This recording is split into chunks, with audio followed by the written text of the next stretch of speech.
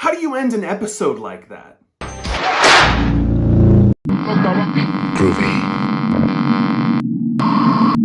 This episode opens up with Jennifer Tilly, which is great. It's always good to see the legacy characters kind of get, a little bit of the spotlight. We do the whole opening with, she lifts up the blankets and there's the Tiffany doll's severed head in the sheets, kind of doing the whole horse head thing, We go straight into the weird Nika and Tiffany situation.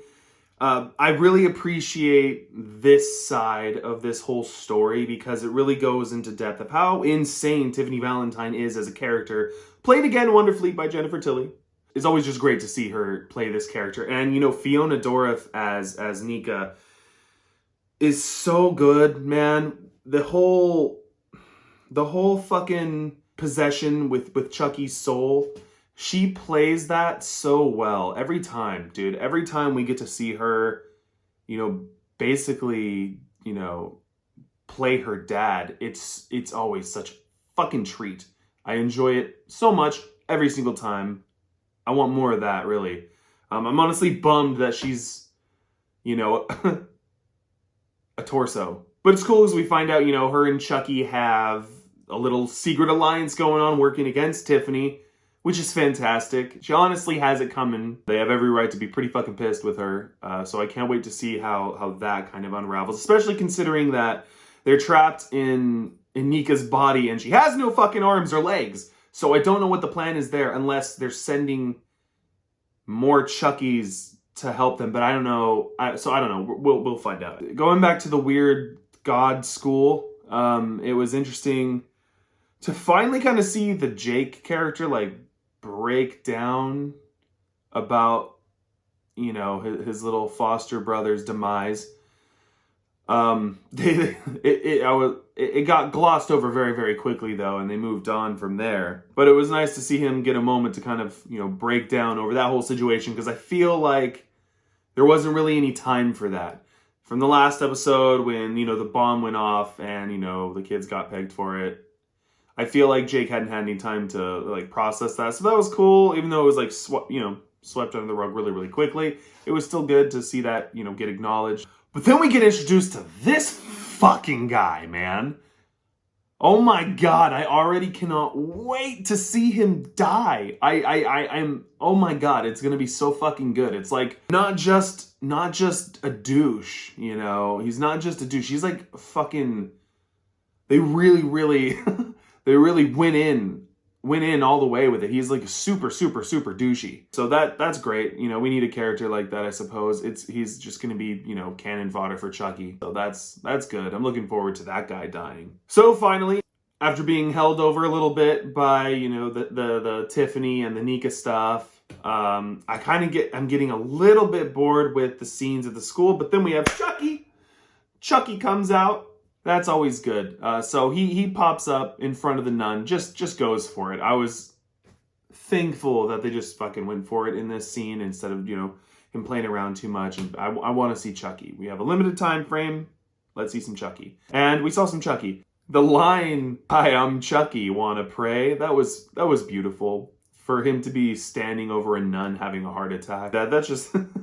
Something I didn't think they were going to do is I didn't think that the kids right away were going to full on know that Chucky was at the school. I didn't think that was going to happen. I thought maybe there'd be a little more mystery. Things start happening and they're suspecting, and, they're starting to think maybe they're going crazy. But no, they full on see Chucky. Chucky, everybody has their back to the door open, when they found the nun dead in the office. And then, Chucky just totally just flips him off.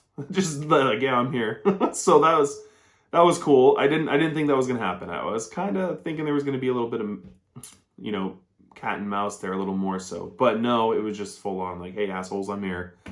I'm not sure I think that might have been a little counterproductive for Chucky, but it happened. So the kids try to figure out how the fuck they're gonna deal with Chucky. What are they gonna do to catch this killer fucking doll? Jake eventually gets himself, by getting himself excused for a bathroom break, he goes to the office where the Chucky doll is, of course, Father McFuckface is waiting there for him, which I actually really love Devon Sawa. Everything he's, everything he plays in. I'm just a fan of Devon Sawa. So to see him be able to come back for season 2 as a new character is pretty fun. And I like him. He's a little bit creepy. I like the way he plays this pastor character. But anyways, he's there, so he completely foils that fucking plan. And then, but then he fucking locks Jake in the office with the Chucky doll. And Jake's like, dude, you can't leave me in here.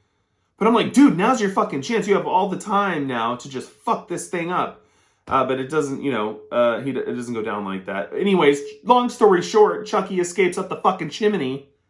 So there's that. So he's just running loose in this fucking castle. And then fucking Diet Rob Zombie's Laurie Strode fucking decides to, crush up all her little fucking pills and, just rail some fucking lines on her little Bible there on her, nightstand. Then, Chucky's underneath her dorm mate's bed, and so he's creeping along. And of course, she sees the little fucker trying to get out. So she freaks out. The roommate freaks out. Everybody fucking in the castle hears them screaming.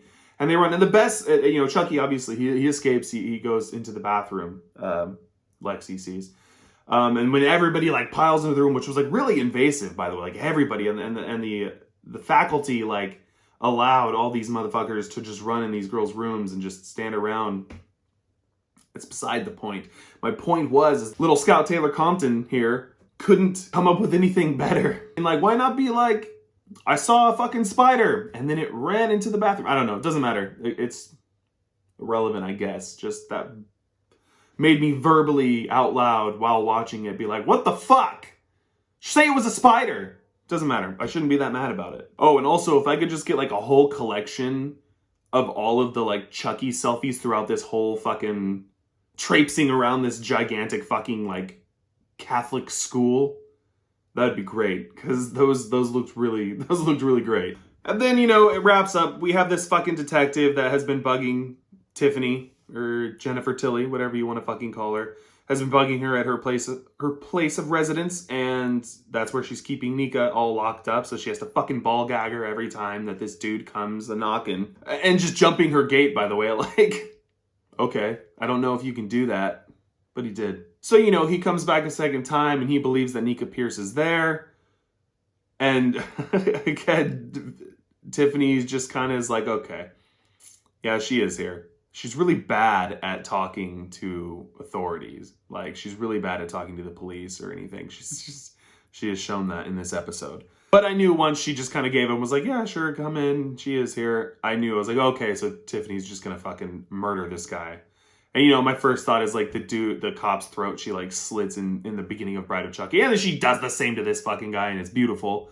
Nice little callback there. But then, something that I've been waiting for, because I know what people say about the Seed of Chucky, but Seed of Chucky has become kind of one of my favorites to watch. It's a lot of fun. And, when it first came out as a kid, I was super, super disappointed, because I grew up watching the Child's Play movies, and then Bride of Chucky came out, and I rented that motherfucker nonstop. I watched it so many times as a child. And Bride of Chucky is a good one. It's good. I'm not here to defend that movie right now. I'm not here to defend Seed of Chucky, but I was really excited to see Glenn and Glenda. I wanted to see that. And the motherfuckers teased us all the way, the stupid little pink car with the little they-them license plate, scooting along the fucking the road there, and they pull up, and we see the back of them, and they walk in, and they see that Tiffany's done and did it again, and she's cleaning up all the blood from the detective all over the floor, and then it just cuts.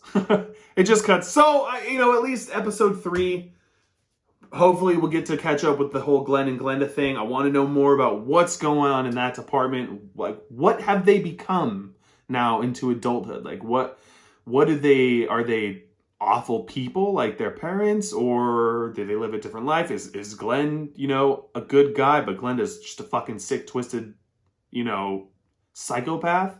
These are my questions and I want answers for them. All in all, I really liked this episode and I am looking forward to episode 3, which I will be doing another recap of next week. Keep your eye out for my Halloween Ends review. I'm seeing that tomorrow night, so I'll have that up Friday. Anyways, leave your thoughts down below. How are you feeling so far about Chucky Season 2? Did you like episode 2 a bit more than episode 1? Do you like where it's going? Are you pissed off? Is it just not what you want it to be? Let me know down below. Don't forget to stab the like button, slap subscribe, and got that bell notification. Later.